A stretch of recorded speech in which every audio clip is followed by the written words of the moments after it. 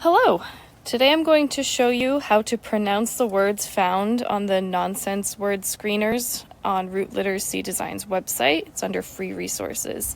These are screeners that are great. They're called, they're technically diagnostics too. You can get a lot of information to form instruction, but I call them screeners because not every single concept is covered in these. They just screen for you whether or not a student is what I call a memorizer or a decoder. So we know that every time the brain encounters an unknown word, it's essentially a nonsense word. Or if we're breaking down multisyllabic words and we're looking at detached syllables, they look like nonsense words. And so there's some of those in here too. So anytime you see the dash, just flag for the student, that means it's a detached syllable. So the dash on the right means a syllable comes after. So vi could be the first part of violin, for example. K could be the first part of cable. Tai could be the first part of typhoon. And so you could flag that for the student. But we want to see if they have the ability and the knowledge to sound out words that are new to them. If we see students guessing and just saying real words, we know that they're memorizers. So if they're unable to sound out bland, they might say blank. You could say, that's not blank, try again, it's not a real word. And they might stare at it and you could say, do you know the sound of B? Do you know the sound of L? Do you know AN? And that's the information we're looking for here. So I can do another video another time showing more about how to analyze these assessments and form instructional goals from them. But right now, I just want to pronounce them for you so that you know what the student's response should be. So there's 3 forms, and we're going to start with Form A. There's a front and a back to each form. So there's Form A, B, and C. We're on Form A right now. Again, I'm just going to pronounce them for you. Jad, bland, kulf, vi, thur or ther. So TH has 2 sounds, unvoiced and voiced. The underlined one is the voiced one. So it's thur or ther. As the student is saying the words, you could just be giving check marks if they get them correctly, like jad, bland, kulf, vi. Thur, if you wanted, you could mark if they said it unvoiced like thur. You could circle that. Jen, clo, weems, zodge, plice, voy, thramp, nub, shoom, sarn, dre, sprome, gom, rue, or rue. Now next to an R and an L, U has 2 sounds for its long sound, but next to an R and an L we use the oo sound because it's much too difficult to say rue. It's easier to say rue. So you could mark which sound the student said if you want. Number 20, feign, zor, fro or frau, like snow plow. So OW has 2 sounds. So again, you can mark if they said fro, you would circle the OW. If they said frau, you would circle the long O. 23 is chonk, jun, stite, quiv, girt, kang, sept, steck, crost, k, tis. 34 is glurs, neep, gralt, foop or thaup. You can say ow like shout and oo like soup. So again, if the student said faup, you would circle the OW. Tie is number 38. Balk, prut or prute. Again, we got that R there, so this is going to be pronounced as prut. But the student might say prute, and then you know what teaching you have to do.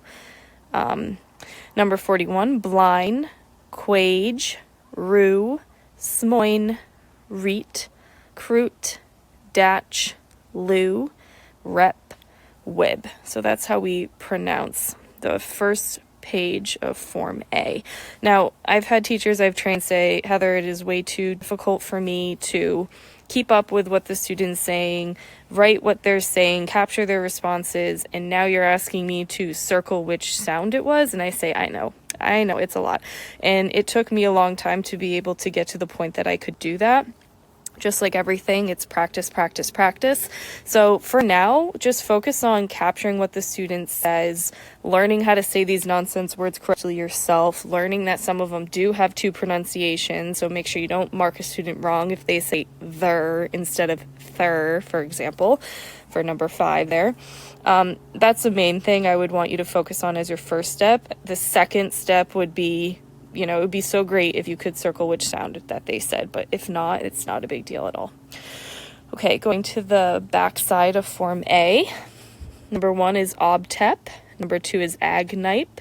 Number 3 is justrect. Number 4 is bino. Number 5 is plyme. Now, we want students to say this first syllable division pattern after the vowel first, so we want them to say bino, not bino. Bino would be after the consonant, this pattern over here.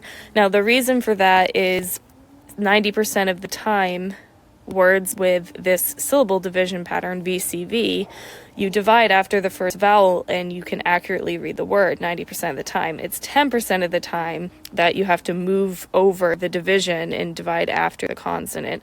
And so we want students to be trying the way that works 90% of the time first, not the way that works 10% of the time. So I would still mark it correct if the student said bino and plyme, for example. I would just circle, I'd mark it correct, and then I would circle that they divided it after the consonant in that way.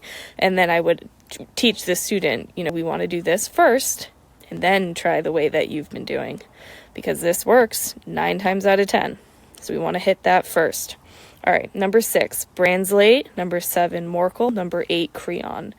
I'm not going to read the rest on here because they're all real words. We're just adding suffixes.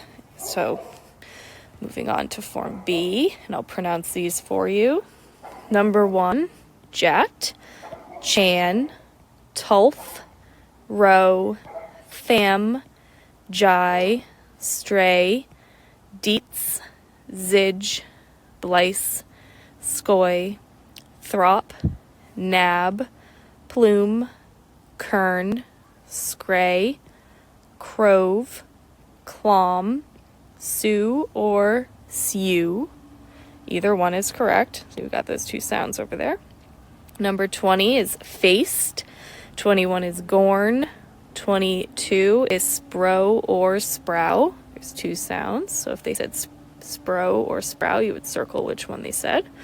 23, shonk, luz, gly, quim, gart, kung, cest, drek, frost, they, kipt, blurs, neem, dralt, toop or taup, either one is correct, vi, pock, crute or crute, again it's next to the R, the U sound's next to the R, so it's easier to say the oo sound. 49 is quine, 42 is blage, 43 is prue, smoif, fate, groot, natch, loo, rup, and wid. Moving on to the back side of Form B, I'll pronounce the top ones for you. Eb tup, igneep, jadtrekt, painy, slino, paying attention that they don't say panny and slino, dramslate, turple, bion. The rest are real words, so I'm going to skip that for you.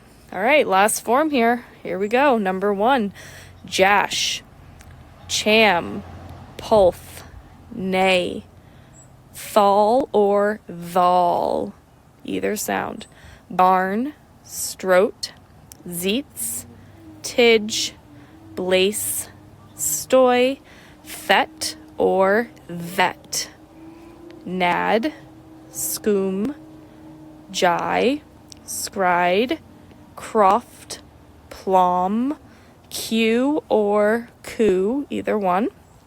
Number 20 is traced, gurn, clow or clow.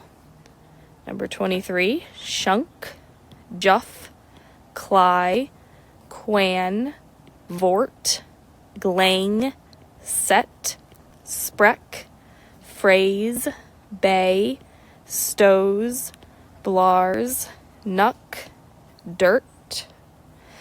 Let's see, scrolling down here. Number 37 is staub or stube. There's two sounds for OU. Number 38, high, roll, groot. This is next to the R, so it's most likely going to be that oo sound, not the U sound. 41, quin, screege, prow or pro. 44, smoid, fay, droot, thatch, two, rub, and woad. All right, only one more side here. Going on to the back of Form C, we have aptod, ognape, jamstek. Number 4 would be reto. Dividing after that first vowel is what we want first. If the student says reto, you can mark it right. Circle that they divided after the consonant. Then we would teach them we want to try this way first for the reasons I already explained. Number 5 is stainy. If they say stammy, then you can circle here. Teach them to try after the vowel first for stay me. Number 6, drongpate. Number 7, partle. And number 8, piet. The rest are real words, so I'm not going to read those. All right, I hope that was helpful. I'll have a separate video that explains more about how to mark these words when students pronounce words wrong, or how to analyze responses from students. But the purpose of this video is so you can administer the assessment and learn how to correctly pronounce the sounds of each word. All right, thanks for watching.